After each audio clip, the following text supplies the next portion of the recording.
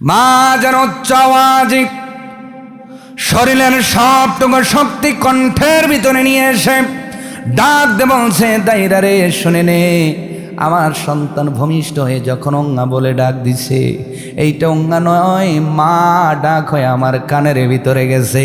আল্লাহর কসম করে বলি, 9 মাস 10 মাস গর্ভে ধরার ব্যথা আর প্রসাব যন্ত্রণা একটা ডাকের কারণে ভুলে গেছে।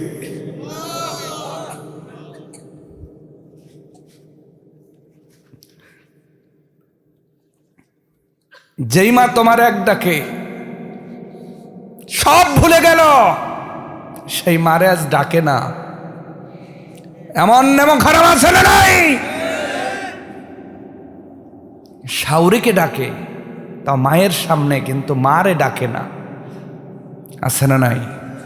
আসতে বলে, আসতে বলে।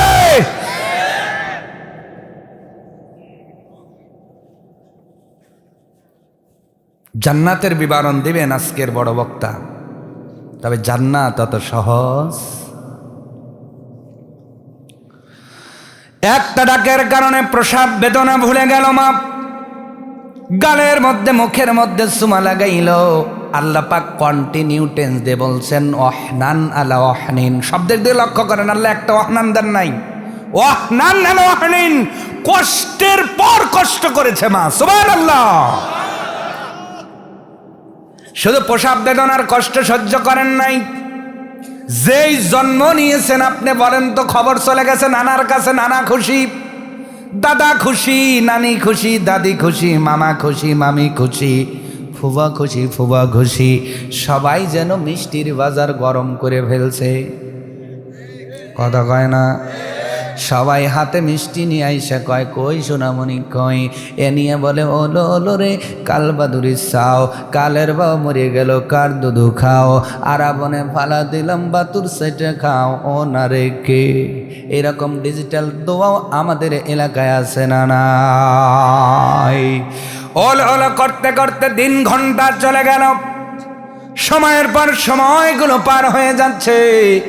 যাইতে যাইতে যেই রাত 10টা বেজে গেছে, দাদি ডাক, দাদা ডাক দে কয়, বৌমা আমি তো অসুস্থ মানুষ, বেশি রাত জাগতে পারবো না, আমি একটু যাই, সকালে আসবো। মানে দাদার ভালোবাসা 10টা। কয়টা? জোরে জোরে। দাদা গেল যেই দিকে, দাদি যায় একটু পর নানাও কয়, মারে আমু তো ডায়াবেটিক্সের রোগী, হাসপাতালের বাথরুমে একটা, আমি কই যাব না, আমু যাই। নানা গেল যেই দিকে, নানি যায়, সব চলে গেল, কিন্তু মায়ের শরীরের মধ্যে 103 ডিগ্রি জ্বর, থরথর করে কাঁপতেছে। পাশেই বাবা নাক ডাকায় ডাকায় ঘুমায়। ও এলাকার মুসলমান, একটা রাত যদি মা তোমাকে সঠিক ডিউটি না দিত, ওই জন্মের রাত্রি তো গোড় দিয়া নিজ দিয়ে পইরা ভবলিঙ্গা ভবলীলা সঙ্গ হয়ে যেত। কিন্তু কয়েক মিনিট পর পর মা যেন দপকে দপকে চেতন পায়। যে পাশে থাকে ডাক দে বলে, কেন? শরীরের মধ্যে জ্বর, আবার ঘুমের ওষুধ দেওয়া হয়েছে, এরপরেও কি তুমি ঘুমাও না? ঘুমাও না? মা যেন ডাক দে বলে, এ দাইরা শোনে নাও, শুধু একটা ঘুমের ওষুধ নয়, যদি সব হাসপাতালের ওষুধ খাওয়ায়া দাও, সন্তানের জন্য মায়ের চোখ আবার ফুটে যাবে।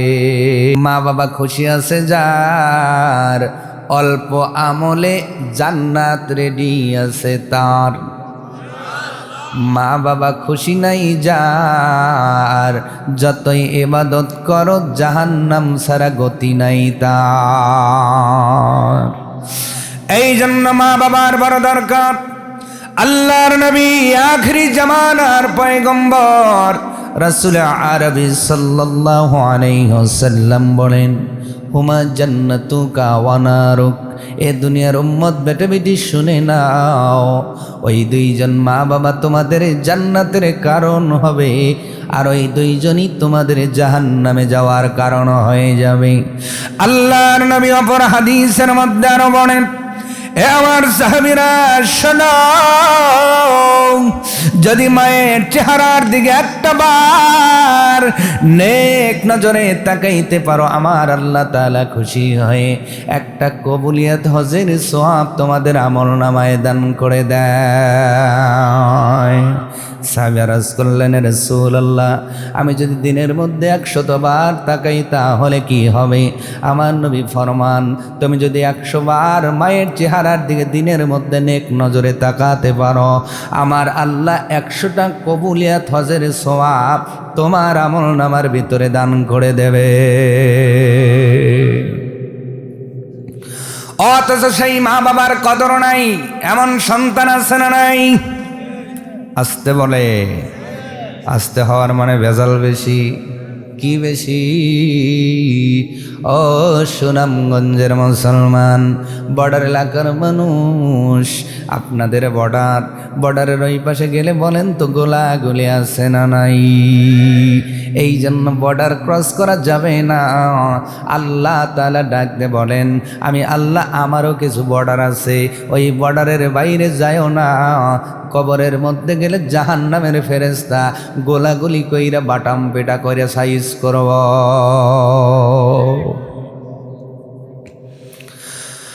সম্মানিত হাজরিন, আল্লাহ নবী ডাকতে বলেন, মায়ের চেহারার দিকে তাকাইলে কবুলিয়াত হজের সব হয়।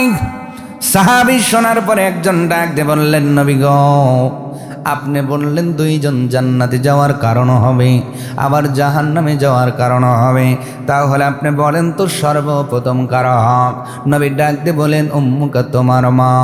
ও নবী, এরপরে কার হক? নবী বলেন, উম্মুকা, তোমার মা। ও নবী, এরপরে কার হক? নবীজি ডাকতে বলেন, উম্মুকা, তোমার মা। এরপরে কার হক? আল্লাহর নবী বলেন, তোমার বাবা। 4 বারের মধ্যে কয়বার মা পাইল? এই জন্য তো আপনারা আসতে বলতেছেন, একটু জোরে বলেন, কয়বার? সোনার পুরস্কার মা জিতেছে, রূপার পুরস্কারও মা জিতেছে, ব্রঞ্জের পুরস্কারও মা জিতেছে, শুধু সান্ত্বনা পুরস্কার কলম বাবা জিতেছে। এই জন্য বাবা যারা আওয়াজ হয় না। বলে, হুজুর ওরা পাইছে, ওরাই বলুক। সুবহানাল্লাহ হবে না? 3বার মায়ের হক দেওয়া হলো। এবার আপনারা বলবেন, তাহলে ইসলাম তো পার্সিয়ালিটি করলো। না না, ইসলাম পার্সিয়ালিটি করে নাই। যার অধিকার যতটুকু, ইসলাম ঠিক ততটুকু দিয়েছে। একটু আওয়াজ তুলে বলা যাবে কি সুবহানাল্লাহ?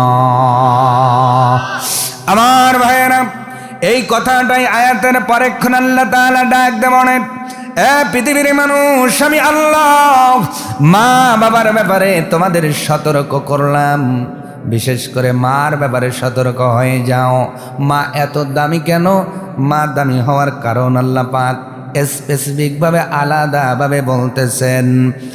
হামালাতুহু উম্মুহু আহনান আলা আহিন। জোরে বল, আল্লাহু আকবার। আল্লাহ রাব্বুল আলামিন বলেন, মা মা মা। 3বার হক যেহেতু নবী দিয়েছেন, আল্লাহ সেই দলিল দিয়ে বলেন, শোনো, মায়ের হক বেশি হওয়ার কারণ কেন? হামালাতুহু উম্মুহু, ওই সন্তানের মাই ওয়াহনান আলা ওয়াহনিন, কষ্টের পর কষ্ট করে সন্তানকে লালন পালন করে। সন্তানের জন্য বেশি কষ্ট করে বাবা না মা? জোরে বলেন, আবার বলেন, আরো জোরে। অথচ সামান্য টাকার জন্য সেই মার উপরে চক্রান্যায় এমন যুবক এলাকায় নাই। এ যুবক ভাই, মার উপরে চক্রান্যাইয়া কোন খানায় কাবা তুমি তওয়াফ করবা, কোন মসজিদে সিজদা লাগাইবা। আল্লাহর কসম, মার উপরে চোখ রাঙানোর পরে পৃথিবীর কোন মসজিদ ঘরে তোমার ইবাদত কবুল হবে না। হামালাতহু উম্মুহু, তোমার মা তোমার জন্য কষ্ট করল। কেমন কষ্ট শোনেন। যেই দিন আমি আপনি মায়ের গর্ভের ভিতরে পদার্পণ করেছি, বাবার বীর্য মায়ের রেহেমের ভিতরে যখন চলে গিয়েছে, যতটুকু রেহেমের ভিতরে গিয়েছেন আমার আল্লাহ ঠিক ততটুকু পানিকে পবিত্র বানায় দিয়েছেন। আরো জোরে। আর যতটুকু বাইরে আসে সেইগুলো নাপাক হয়। আল্লাহর খেলা বোঝা বড় দায়। সম্মানিত মুসল্লি কেরাম, আমার ভাইয়েরা, মায়ের রেহেমের ভিতরে আপনার নাপাক পানি ডুইকাও পাক হয়ে গেল। যেই গর্ভের ভিতরে ঢুকলো, কোরআনের ভাষায় সেই গর্ভের নাম হলো ফি করানিম মাকিন।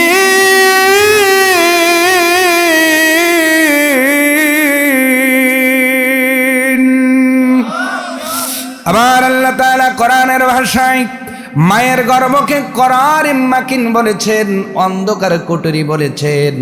আল্লাহ পাক ডাক দে বলে, বান্দারে, বাবা তো আনন্দে পাইসা সুখে পাইসা বাবার ডিউটি শেষ হয়ে গেল, কিন্তু তুমি যখন মায়ের গর্ভের ভিতরে চলে গেলা, কিছুদিন পরে সন্তান আপনার কনসেপ্ট হয়ে গেছে, সন্তান ধারণ হয়ে গেছে। মা একটা গাছ যেন সেই গাছের মধ্যে, একটা লতারের মধ্যে আমার আল্লাহর কুদরতে ফুল ধরে গেছে। ফুল ধরে যাওয়ার কারণে মার বমি বমি শুরু হয়ে গেল। কষ্ট কারে বলে দেখেন।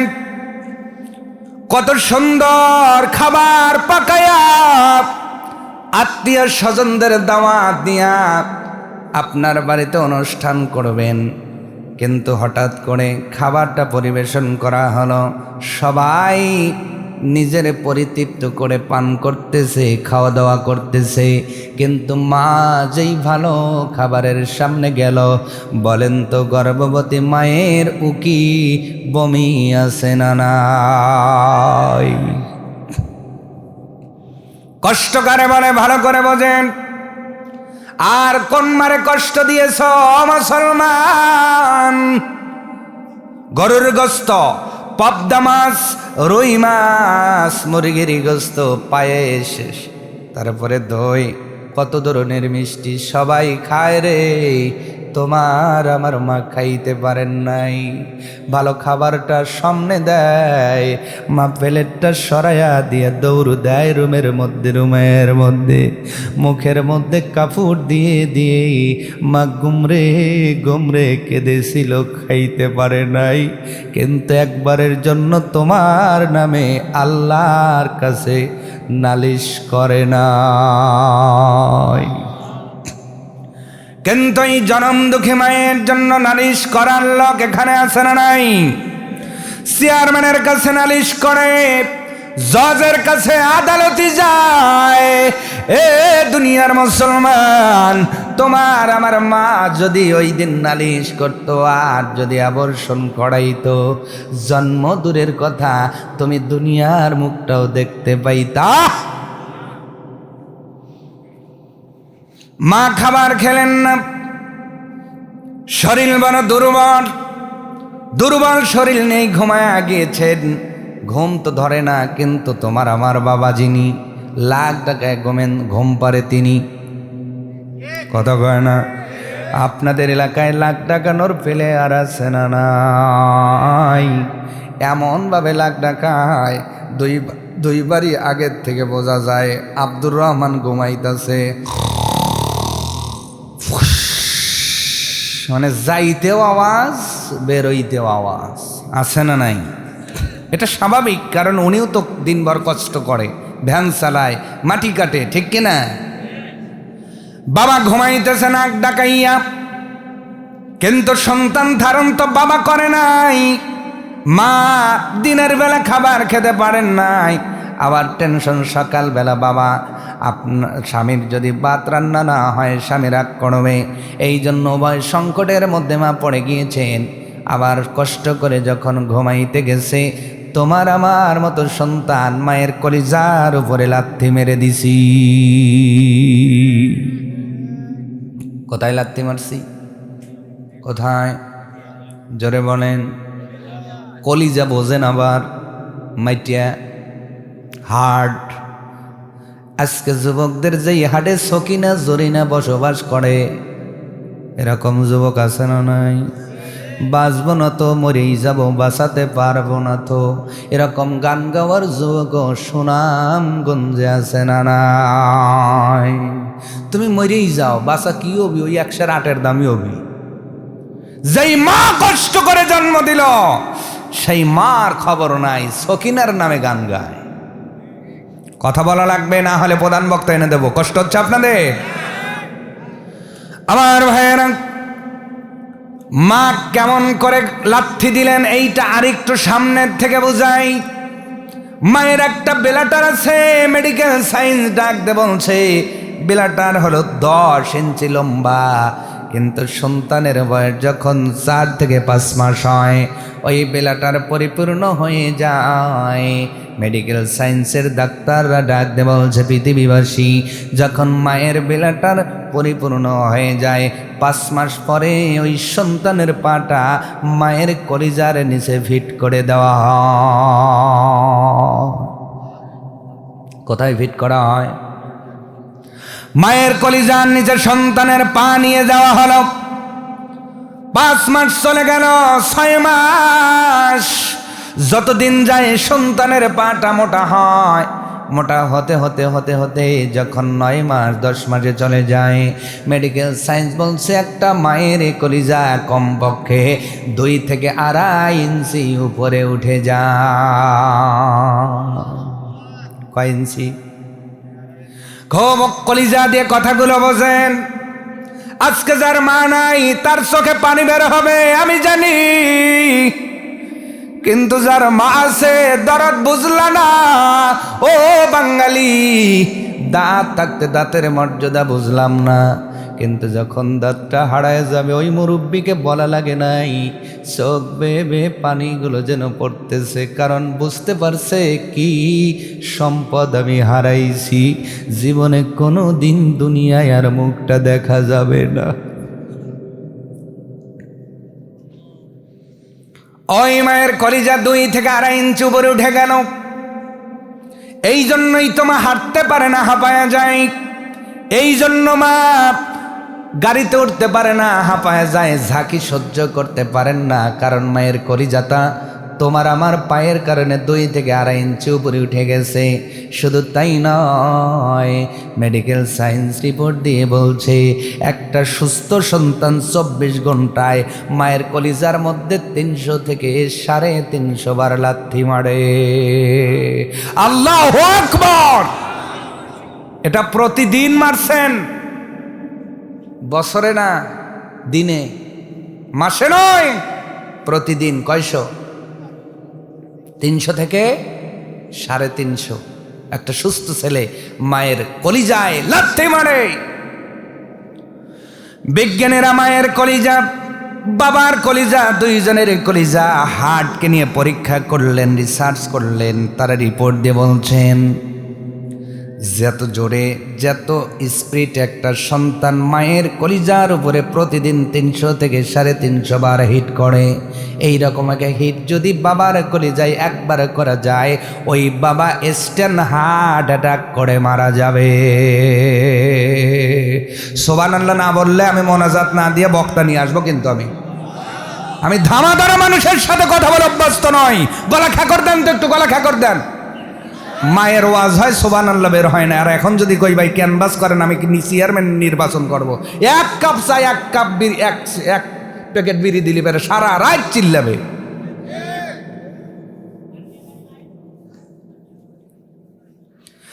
যেই হিট সন্তান মায়ের কলিজায় 300 থেকে 350 বার 24 ঘন্টায় দেয়, আমি বলি না, বিজ্ঞানীরা রিসার্চ করে রিপোর্ট দিয়ে বলেছে ওই রকম একটা হিট যদি বাবার কলিজায় একবার দেওয়া যায়, বাবার সঙ্গে সঙ্গে স্ট্রোক করে দুনিয়ার থেকে বিদায় নেবে। তাহলে এইবার বলেন, মার হকটা বেশি দেওয়া যুক্তিযুক্ত হয়েছে কি হয় নাই?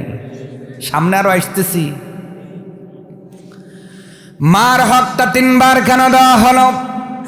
তার অন্যতম একটি কারণ, মা লাত্তি খেয়েছে। আমেরিকার একজন গবেষক ডাক্তারকে প্রশ্ন করা হলো, ডাক্তার সাহেব, এত জোরে হিট বাবারে একবার করলেই বাবা দুনিয়ার জমিন থেকে বিদায় নেয়, কিন্তু মা এতবার সহ্য করে কেন? কেন, কারণ কি?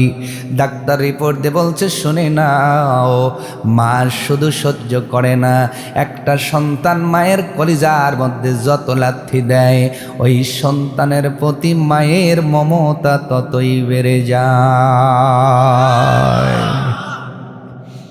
মালাত্তি খায় তোমার প্রতি মমতা বাড়ায়। এর যুবক ভাই, যেই মারে গর্বে থেকে গুড়ি দিয়ে দিয়ে কাঁদাইছ, দেখবা গর্ভধারণী মা টুলের মধ্যে বসে একা একা কান্দে। শাশুড়ি ডাক দে বলে, বৌমা, আমার সন্তান তোমারে গাল দিল না, তোমার শ্বশুর তোমারে মারল না, আমিও বকা দিলাম না, তোমার চোখ বেবে কেন পানিগুলো দর দর করে পড়তেছে? মা যেন ডাকতে বলে, আম্মা জান, আপনিও তো মা হয়েছেন, মা হওয়া এত সহজ না।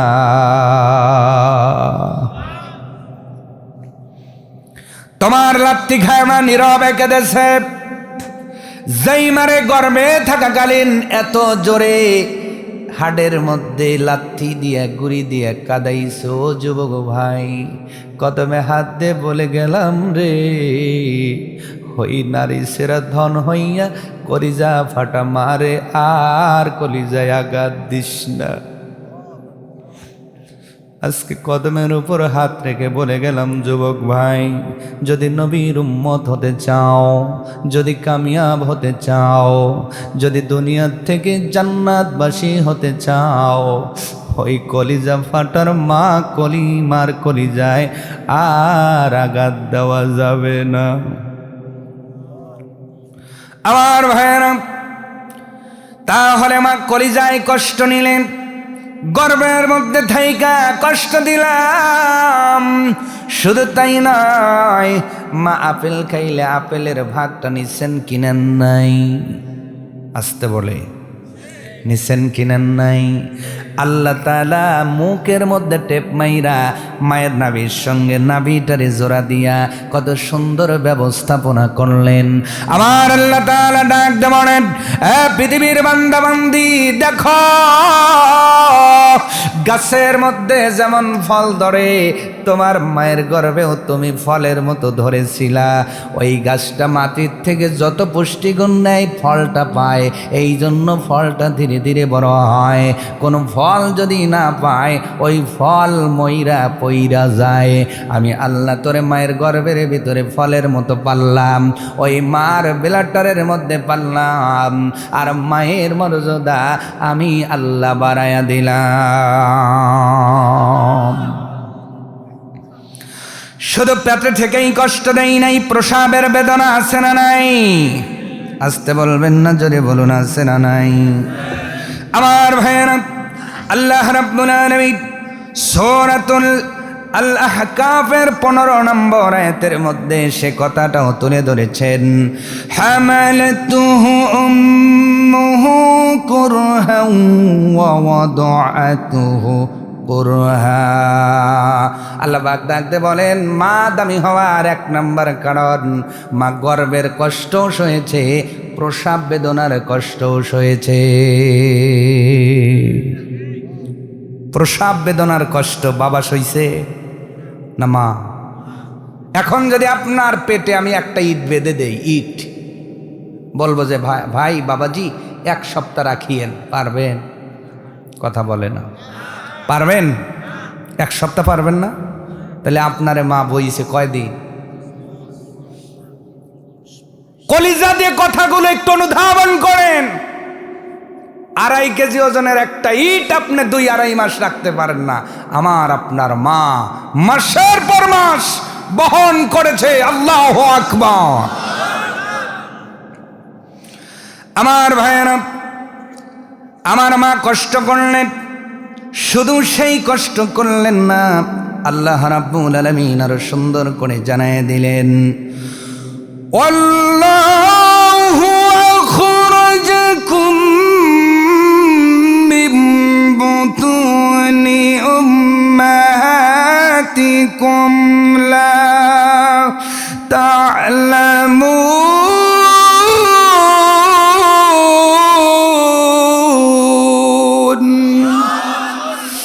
আল্লাহ রাব্বুল আলামিন বলেন, আল্লাহু আখরাজাকুম মিন বুতুনি উম্মাহাতিকুম, আমি আল্লাহ সেই মায়ের গর্ভের থেকে তোমাদেরকে বের করেছি। বের করেছেন কে? কার পেট থেকে? কার পেট থেকে? আবার বলেন, কার পেট থেকে? মা, ডাক দেন একটু, মা। আবার বলেন, একটু জোরে বলেন, মা। দুনিয়ার সবচেয়ে ক্ষুদ্রতম শব্দ হলো মা। আর এই মা ডাকের সঙ্গে আল্লাহ সব দুনিয়ার মধু যেন মিশায়া দিছে। কিন্তু আজকে দুর্ভাগ্য হলেও সত্য, যুবকদের মুখে মার আওয়াজ শোনা যায় না। মায়ের পেট থেকে আল্লাহ পাক আমাদের বের করলেন, লা তা'লামুনা শাইয়া। যখন আমরা কিছুই জানতাম না, কেমন করে বের করা হলো ভালো করে লক্ষ্য করেন।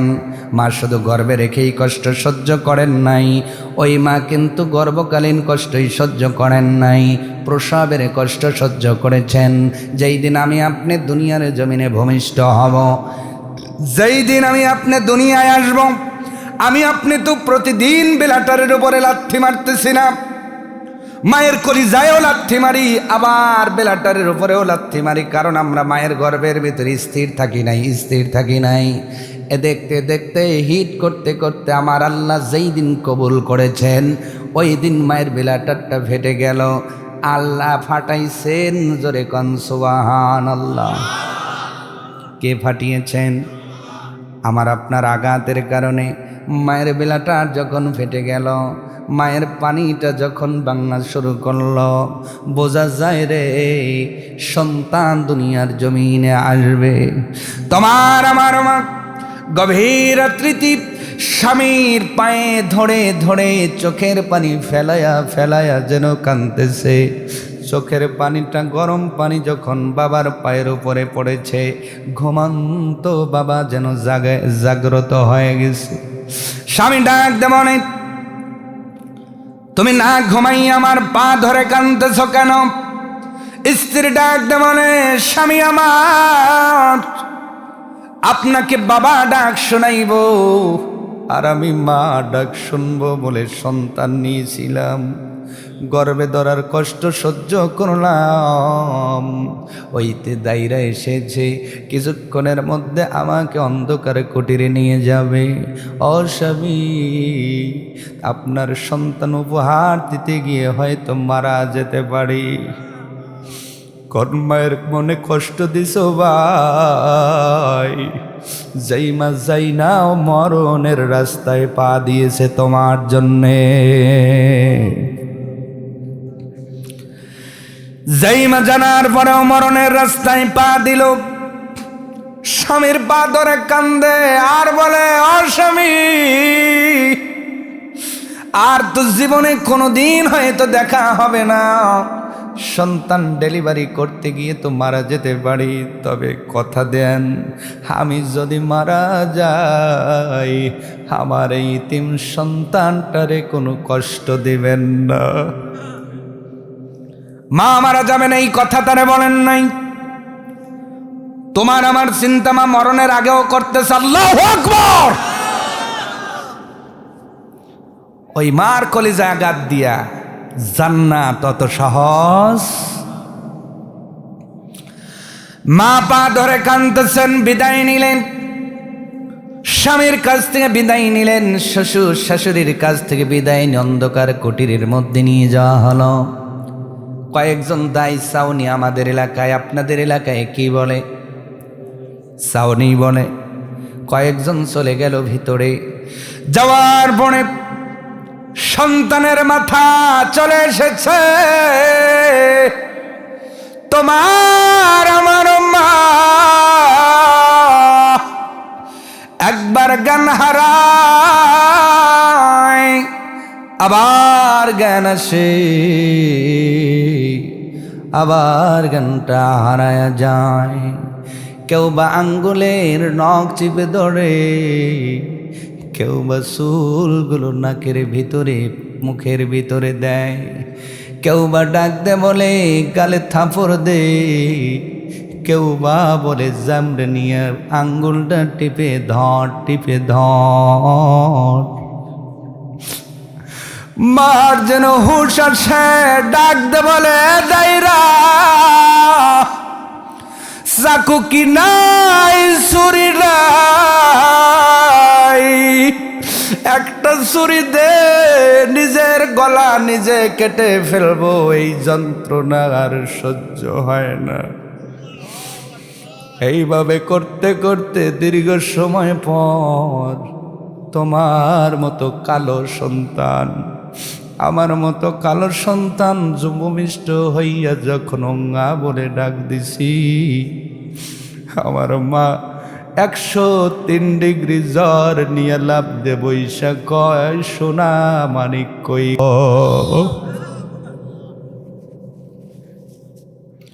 সোনা মানিক আমার কই গেল?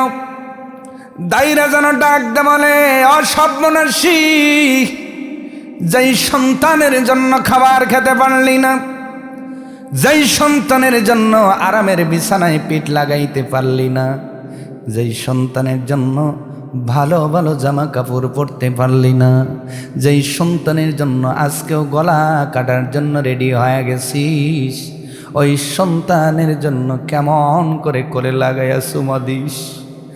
মা যেন উচ্চ আওয়াজে শরীরের সবটুকু শক্তি কণ্ঠের ভিতরে নিয়ে এসে ডাক দে বলছে, দাইরা রে শুনে নে, আমার সন্তান ভূমিষ্ঠ হয়ে যখন অঙ্গা বলে ডাক দিছে, এইটা অঙ্গা নয়, মা ডাক হয়ে আমার কানের ভিতরে গেছে।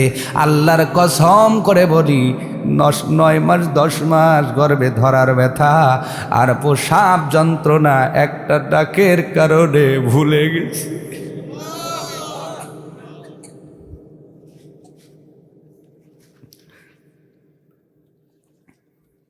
যেই মা তোমার এক ডাকে সব ভুলে গেল, সেই মারে আজ ডাকে না। এমন এমন খারাপ আছে না নাই?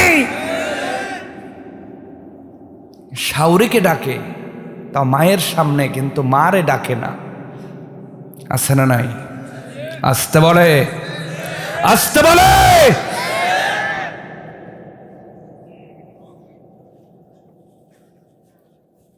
জান্নাতের বিবরণ দিবেন আজকের বড় বক্তা, তবে জান্নাত অত সহজ। একটা ডাকের কারণে প্রসাব বেদনা ভুলে গেল মা, গালের মধ্যে মুখের মধ্যে চুমা লাগাইল।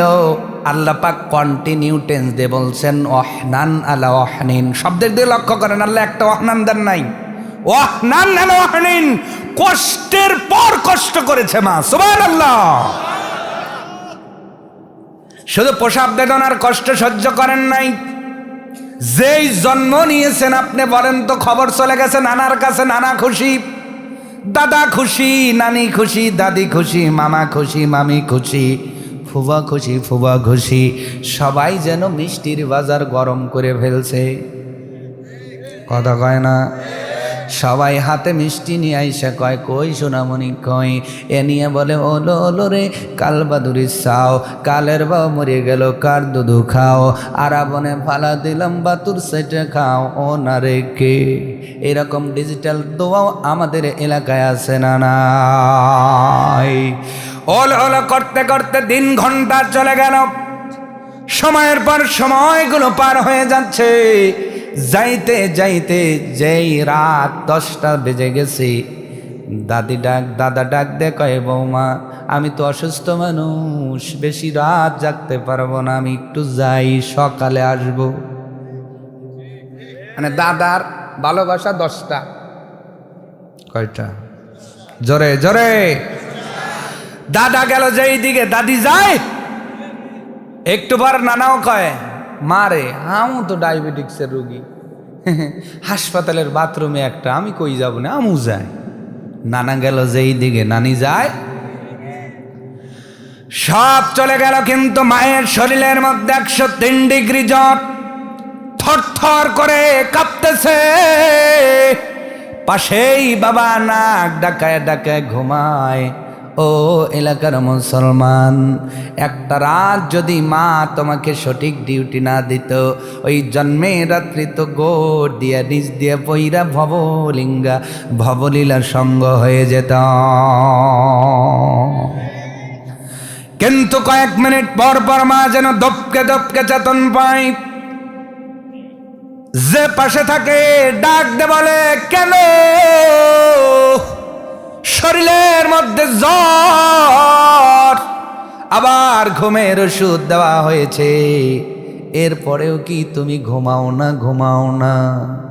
মা যেন ডাক দে বলে, এ দাইরা শোনে নাও, শুধু একটা ঘুমের ওষুধ নয়, যদি সব হাসপাতালের ওষুধ খাওয়ায়া দাও, সন্তানের জন্য মায়ের চোখ আবার ফুটে যাবে। আধা ঘন্টা পর মা জেগে গেছে, রাত বাজে 12টা, দেখে এ পাশে দাদি ঘুমায়, ওই পাশে নানি ঘুমায়, সামনে যা কয়জন সব ঘুমায়, কিন্তু সওয়াল আমি আপনি তো লিক সওয়াল। কি সওয়াল বোঝে না মনে হয়, মানে কিছু সময় যাইলেই মতে। আপনাদের এলাকায় কি বলে? এটা তো সাহিত্যিক ভাষা, আঞ্চলিক ভাষায় কি বলে? এটাই বলে। সাহিত্যের ভাষায় প্রস্রাব করে, কিন্তু আমাদের আঞ্চলিক ভাষায় কয় মতে। সাওয়াল বলে খেতা বইরে মতে, আপনাদের এলাকায়ও মতে। তাই তো সাওয়াল লিক, সাওয়াল একটু পরেই লিক, মানে সাওয়ালও আছে, নিচে ভিজেও গেছে। বলেন তো ভাই, শীতের দিন আপনি প্রথম প্রসাবের উপরে যদি আধা ঘন্টা থাকেন, নিউমোনিয়া হবে না? ঠান্ডা লাগবে না? যেই পেশাবটা তোমার কেউ পরিবর্তন করে নাই, 103 ডিগ্রি জ্বর গায়ে নিয়া ওই মাই তোমার পেশাবের কথা পরিবর্তন করে দিয়েছে। জোরে বলেন না। বাম পাশে প্রসাব করলো, ডান পাশে নিয়ে এসেছে, আধা ঘন্টা যাইতে না যাইতে চেতন পেয়ে দেখে আবার লিক। ডান পাশে প্রসাব বদল করে মা বলে, বাবা রে, ডান পাশেও ভিজাইলি, বাম পাশেও ভিজাইলি, কি দরদের মা। ওই মা নিজের জায়গা ছেড়ে দিয়া তোমার আমার পেশাবের উপর মা ঘুমায়, আর মার গরম করা জায়গা তার কলিজার টুকরা সন্তানের জন্য ছেড়ে দেয়। ঠিক ফজরের আগ মুহূর্তে আবার চেতন পাইছে, সওয়াল লিক। সওয়াল কি? কথা কয় না। আপনারা মানে মতে নি না, কতর সাইজে যা বোঝাচ্ছে, আপনার এলাকায় টয়লেটও নাই, ওয়াশরুমও নাই, আপনারা মতে নি না নাকি? একটু পরে কি সবাই বলেন, আবার বলেন, এই যে লিক লিক। মা এইবার কয়, আব্বা যান, বামে ভিজাইলা, ডাইনে নিলাম, ডাইনে ভিজাইলা, নিজের জায়গা ছেড়ে দিলাম, এই জায়গায় ভিজাইলি, কোথায় স্থান দেব রে? মাই বুক নামক দামি খাট তোমার জন্য রিজার্ভ করে দিছে। এই দামি খাটটা দুনিয়াতে আর কোথাও পাবেন না ভাই।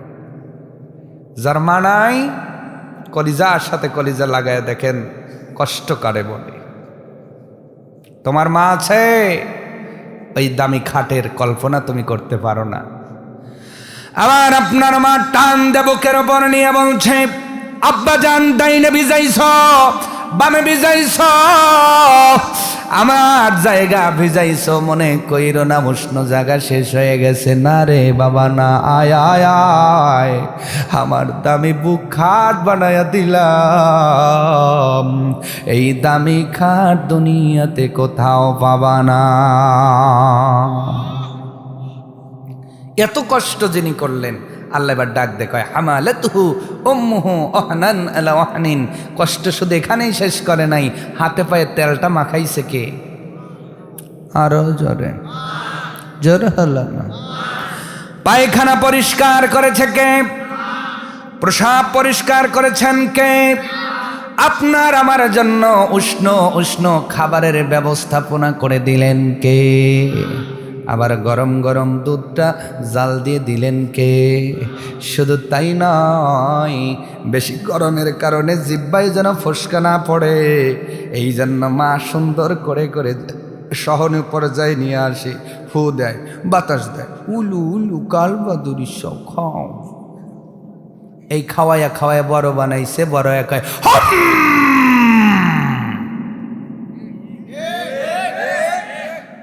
আল্লাহ কয় তোর মার সামনে হাম বলছিস, কবরে এসে দেখ বাটাম রেডি আছে। কি রেডি? বাটাম বোঝে ওই যে গড়ে লাগায়, আবার ওই কসকাটও আছে, পায়রও আছে, রুয়াও আছে, সাইজ করা হবে কবরে নিয়া। ঠিক করে বলেন।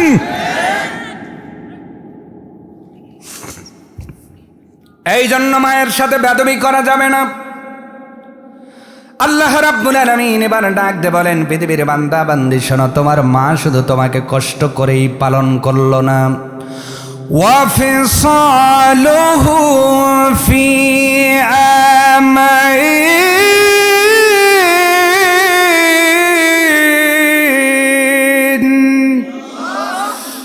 ওই মা তোমাকে 2টা বছর বুকের দুধ পান করিয়েছে। মুফাসসির কিরামগণ ডাক দে বলেন, পৃথিবীর মানুষ শোনো, একটা মা যদি পূর্ণভাবে 2টা বছর দুধ পান করায় সন্তান রে, আর ওই সন্তান যদি পরিপূর্ণ দুধ পেয়ে যায়, কমপক্ষে 70 মণ দুধ ওই মা তোমারে পান করিয়েছে। কয় মণ? আরো আসতে বলেন। এবার একটা হাদিস শুনে আল্লাহর নবী আখিরি জামানার পয়গম্বর রাসূল আরবি সাল্লাল্লাহু আলাইহি ওয়াসাল্লাম মসজিদে নববীর মধ্যে মদিনার জিন্দেগিতে বসে আছেন। হঠাৎ করে একজন বৃদ্ধা মাঠ প্রবেশ করলেন। আল্লাহর নবী মিম্বার থেকে দাঁড়াইয়া নিজের গায়ের চাদর মাকে পরাইয়া দিয়েছে। ফেরেশতারা আপনার সাহাবীরা আশ্চর্যিত হয়ে গেলেন, ডাক দিয়ে বললেন, নবীজি, যেই নবীর কদম মোবারকের ধুলির জন্য আমরা সাহাবীগুলো লালায়িত, সেই রহমতের নবীর গায়ের চাদর কোন বৃদ্ধার জন্য বাজেট হয়ে গেল জানতে চাই।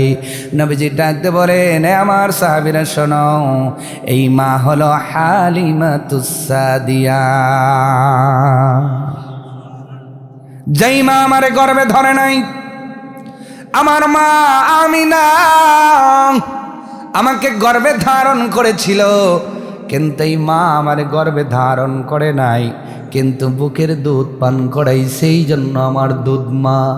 সাহাবীরা শুনে নাও, নবুয়তের বডির শুধু চাদর না, আমি নবী নবুয়তের বডির চামড়া দিয়ে যদি দুধ মা হালিমার পায়ের জুতা বানাই, তবু এক ধার দুধের ঋণ আমি নবী শোধ করতে পারবো না।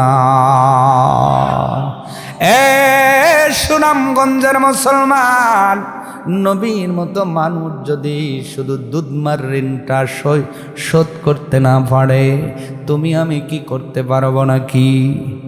আসতে বলে আরো জোরে। তাহলে যেই মা 70 মণ দুধ তোমারে পান করাইছে, ওই মায়ের ব্যাপারে সতর্ক হওয়ার দরকার আছে না নাই? আমার ভাইয়েরা, আল্লাহর নবী বলেন, দুনিয়াতে 3 শ্রেণীর মুসা আছে। কয় শ্রেণীর? মুসা নবীর ব্যাপারে আমার ভাই আমার পূর্বে দীর্ঘ সময় কথা বলতেছিলেন। আমার ভাইজান, মাওলানা মানসুরুল হক জামি সাহেব, আল্লাহ তার কণ্ঠের মধ্যে বারাকা ঢেলে দিন, সকলে বলেন আমিন। মুসা নবী একটা উপাধি তার ছিল কালিমুল্লাহ, আল্লাহর সাথে ডাইরেক্ট কথা বলতেন, সুবহানাল্লাহ। পর্বতে সিনাই পর্বতের মধ্যে যাইয়া আল্লাহর সাথে উনি ডাইরেক্ট কথোপকথন করতেন। আল্লাহর নবী ডাক দিয়ে বলেন, আমার উম্মতের মধ্যে 3 শ্রেণীর মুসা আছে, বলেন সুবহানাল্লাহ। কয় শ্রেণীর?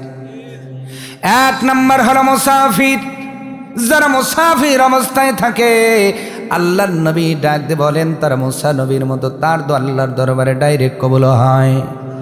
2 নম্বর হলো মাজলুম, যার উপরে জুলুম করা হয়, ওই জুলুম সরানোওয়ালা যদি আল্লাহর কাছে হাত তোলে আমার আল্লাহ মুসা নবীর মতো কবুল করেন।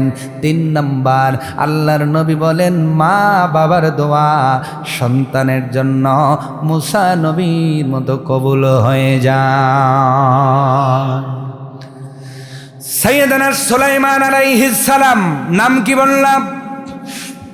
সবাই বলেন, আবার বলেন।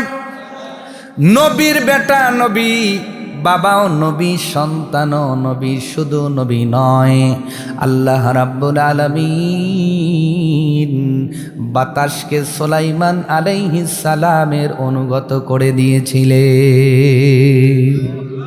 বাতাসে ভেসে ভেসে উনি মিটিং করতেন, সুবহানাল্লাহ বলেন। ওনার রাজ্য কার্য পরিচালনা করতেন বাতাসে ভেসে ভেসে, আল্লাহু আকবার। এই ক্ষমতা জেনে দিয়েছিলেন তিনি কে? আল্লাহর ক্ষমতা আছে না নাই? এখনো আছে? সেই আল্লাহ আছে, তো নামাজটা পড়েন না কেন? আপনি যেমনে চলেন তাহলে তো কোনোদিন মরবেনই না আপনি। এরকম চলার লোক আছে না নাই? তা আল্লাহর ক্ষমতা আছে কি? তাবারাকাল্লাযী বিয়াদিহিল মুলকু ওয়া হুয়া আলা কুল্লি শাইইন কাদির।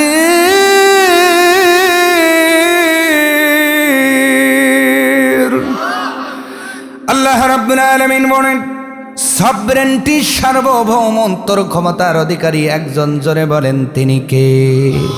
সবার ক্ষমতার শুরু আছে, শেষ হয়, কিন্তু আমার আল্লাহর ক্ষমতার কোনো শেষ নাই। ওই আল্লাহ তাআলা ক্ষমতা দিলেন সাইয়েদনা সুলাইমান পয়গম্বর, বাতাসে ভেসে ভেসে রাজ্য কার্য পরিচালনা করেন, রাজ্যের কাজ পরিচালনা করেন, মিটিং করেন, দরবারের কাজগুলো করেন। একদিন বাতাসে ভেসে ভেসে যাচ্ছেন, সমুদ্রের উপর দিয়া যাইতে দেখেন সমুদ্রের এক জায়গার পানিটা অত্যাধিক হাকে বলক পাড়ে, বগলায় বগলায় বগলায়। কি করে? কি করে? আরে ভাই, একটা বলতেছি সমুদ্রের ভাষায় বগলায়, আর একটা হইলো উতলায়, আর একটা কি? পানি যদি আপনি জাল দেন, দীর্ঘ সময় জাল দেওয়ার হলে ওই পানিটা কি দেয়? বলক পাড়ে। আচ্ছা, আপনাদের বাসায় গেলাম, বলক পাড়ে। তো উনি দেখতেছেন পানিটা বলক পাড়ে, উতলায়। উনি বললেন স্থির হও, স্থির হলো। জিন জাতির 2 জন সদস্যকে বললেন ডুব দাও, আসলে পানির নিচে আছেটা কি, যার কারণে এই পানিটা উতলাইতেছে, এর কারণটা ফাইন্ড আউট করার দরকার আছে না নাই?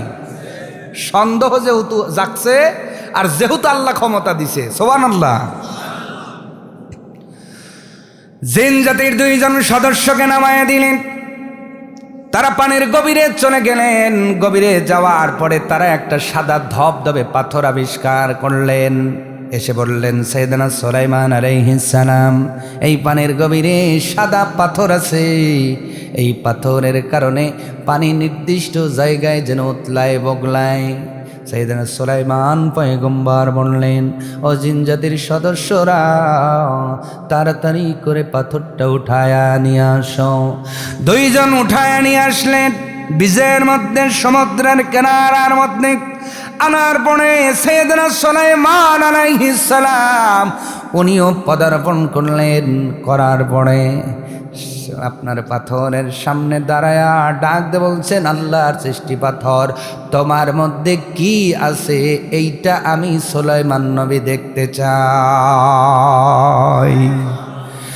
সঙ্গে সঙ্গে পাথর ফেটে গেছে। আল্লাহু আকবার। সাইয়েদনা সুলাইমান আলাইহিস সালাম দেখেন পাথরের মধ্যে 18 থেকে 20 বছরের একটা যুবক আল্লাহর সেজদার মধ্যে পড়ে আছে। ইবাদত করলে খুশি হয় কে? আরো আসতে বলেন। সেজদা দিলে খুশি হয় কে? নামাজ পড়লে খুশি হয় কে? তাহলে সেই নামাজ ধরে মসজিদে যাওয়ার দরকার আছে না নাই? আছে না নাই? ওয়াকিমুস সালাতা ওয়া আতুজ যাকাতা ওয়ারকাউ মা'আর রাকিঈন।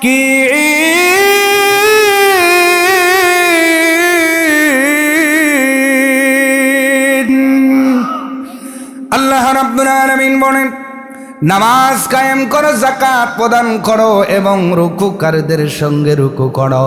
অপরে আল্লাহ পাক বলেন ওয়াসজুদু, এবং সেজদা করো। সুবহানাল্লাহ। তাহলে রুকু সেজদা করলে খুশি যিনি হন, জোরে বলেন তিনি কে? সেজদার মধ্যে যুবক পড়ে আছে। সাইয়েদনা সুলাইমান আলাইহিস সালাম বড় আশ্চর্যিত হয়ে গেলেন। ডাক দিয়ে বললেন, যুবক রে, কি তোমার পরিচয়? যুবক ছেলেটা ডাক দিয়ে বললেন, আপনার পরিচয়? বলে, আমি সাইয়েদনা সুলাইমান আলাইহিস সালাম। সঙ্গে সঙ্গে যুবক ছেলেটা আল্লাহু আকবারের আওয়াজ তুলেছে। সাইয়েদনা সুলাইমান আলাইহিস সালাম বললেন, তুমি আল্লাহু আকবার বললে কেন? যুবক ছেলেটা ডাক দিয়ে বললেন, জামানার নবী, পরে বলবো, কারণ আগে আপনি বলেন আপনি কেন এসেছেন? সুলাইমান পয়গম্বর ডাক দিয়ে বললেন, যুবকরে, উপর দিয়ে যাইতেছিলাম, পানির বলকানির কারণে দুইজন জেন্না বাইয়া তোমার এই পাথরটাকে আবিষ্কার করে তুলে আনলাম। এই পাথরের মধ্যে বলেন তো বাতাস ঢোকে নাকি? আসতে বলে, আরো আসতে বলে, আরো আসতে বলেন। আসতে বললে জোরে হয়, একটু জোরে বলেন। ঢোকে। কিন্তু সাইয়েদনা সুলাইমান আলাইহিস সালাম দেখেন শুধু বাতাস না, তার পাশে যেন আনার ফলের বাটি দেখা যায়। আনার ফল ছিলেন ডালিম, বেদানা, যা বোঝেন এই বেদানা দেখা যায়, ডালিম দেখা যায়। সাইয়েদনা সুলাইমান আলাইহিস সালাম ডাক দিয়ে বললেন, এ যুবক, পাথরের মধ্যে অক্সিজেন প্রবেশ করা সম্ভব নয়, কিন্তু তুমি পাথরের মধ্যে সেজদায় পড়ে আছো কতদিন কতদিন কতদিন? যুবক ছেলে ডাক দিয়ে বলে, কম পক্ষে 2 বছর। কয় বছর? কয় বছর? আপনার এখন যদি পাথরের মধ্যে ঢুকায়া রাখি, কয় ঘন্টা বাঁচবেন? 10 মিনিট, 2 মিনিট পরে মরে শুটকি, মরে কি? উনি আছেন 2 বছর। যুবকরে 2 বছরকে খাওয়া দাওয়া হয় না, পান করা লাগে, কারণ মানুষের শরীর, হিউম্যান বডির জন্য প্রতিদিন কমপক্ষে 6 থেকে 7 লিটার, কমপক্ষে 5 লিটার পানির প্রয়োজন। যুবকরে প্রতিদিন এই পানির সার্ভিস তুমি কোথায় পাও? যুবক ডাকতে বলে, যেই আল্লাহ পাথরের মধ্যে ঢুকাইয়া অক্সিজেন দিতে পারে, ওই আল্লাহ পাথরের মধ্যে পানির ব্যবস্থাপনাও করতে পারে। খাবার কই পাও? যুবক ডাকতে বলে, ওগো জামানার পয়গম্বর, আমার পাথরের মধ্যে প্রতিদিন সকালবেলা একটা গাছ অঙ্কুরিত হয়, ওই গাছ দুপুরের মধ্যেই বড় হয়, বিকাল আসতে আসতে সুন্দর একটা আনারের ব্যবস্থাপনা হয়ে যায়। সুবহানাল্লাহ।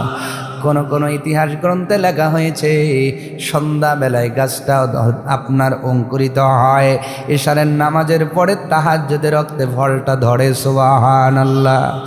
যেইটাই বলেন যুবক ডাক দেমনে জামানার পয়গম্বর নবী সুলাইমান, আপনি শুনে নেন, তাহাজ্জুদের নামাজ আদায় করে এই আনার ফল আমি 2 ভাগে ভাগ করি, একটা অংশ খেয়ে সাহারি করি, আর একটা অংশেই যে ইফতারের জন্য রেখে দিয়েছি। আরো জোরে বলেন। অথচ সামনে রমজান আসতেছে, অনেক মুসলমানের গ্যাস্ট্রিক বেড়ে যাবে, ঠিক কিনা কন? ওই দিকে বলার সময় নাই। এবার নবী ডাক দিয়ে বলছেন, সুলাইমান আলাইহিস সালাম, যুবক রে, এত বড় মর্যাদার কারণ কি? কোন আমলের কারণে তুমি পাথরের মধ্যে সিজদায় পড়ে আছো? আল্লাহ তোমার অক্সিজেন দেয়, আল্লাহ পানি দেয়, আল্লাহ খাবার দেয়। এবার যুবক ডাক দিয়ে বলে, পয়গম্বর, আমি 2টা কাজ ভালো করতাম। একটা হলো আজানের সঙ্গে সঙ্গে মসজিদে ঢুকে যেতাম। আরো জোরে, জোর হলো না, জোরসে বলো। ওই পিছনে কথা হয় নাই, রুমাল লাগে, মানে এরা নামাজ পড়বেই না। হুজুর ওয়াজ যাই করেন, আমরা আইছি এ রুমাল নিয়ে বইছি, আমরা যা শোবো, গম আসবো 8:30টায় গম ভাঙবে আমার।